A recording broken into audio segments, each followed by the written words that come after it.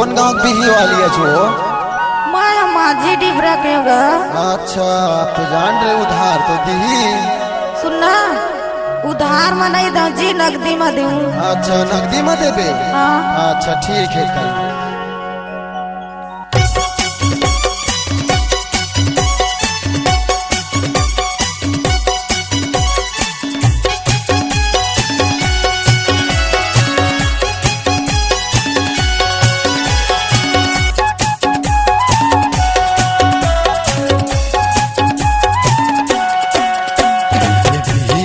मजा उड़ाही वो ये भी मजा उड़ाही वो गगौरी के बजरिया माँ गगौरी के बजरिया माँ गगौरी के बजरिया माँ गगौरी के बजरिया माँ गगौरी के बजरिया माँ गगौरी के बजरिया माँ मजा उड़ाही वो गगौरी के बजरिया माँ गगौरी के बजरिया माँ।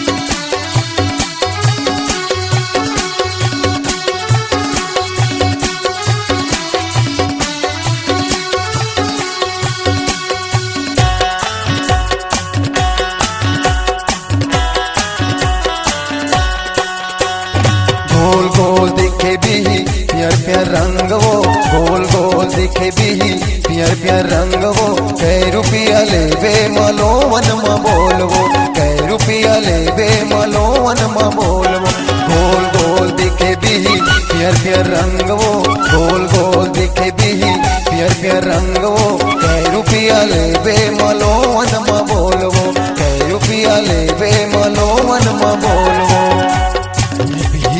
मजा उड़ाही वो भी मजा उड़ाही वो गगौरी के बजरिया माँ गगौरी के बजरिया माँ।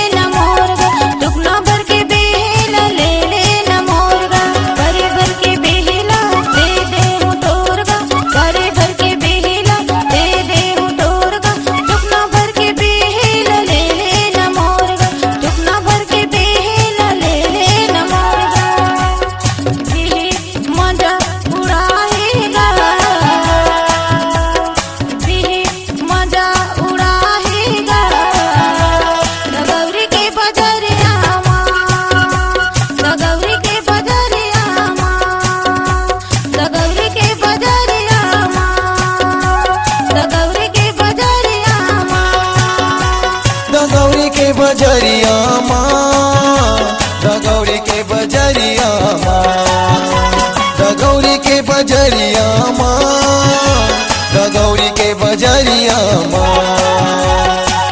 यही मजा उड़ाही वो, यही मजा उड़ाही वो,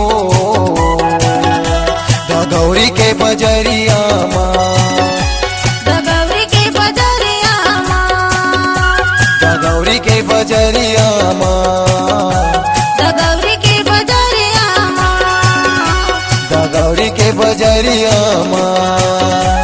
दगौरी के बजरिया माँ। बिहानी के सुकवा सांस्कृतिक लोक कला मंच मिनी माता नगर तालापारा बिलासपुर की प्रस्तुति कार्यक्रम हेतु संपर्क करें। Mobile number 9109312686। दूसरा नंबर 9907944676।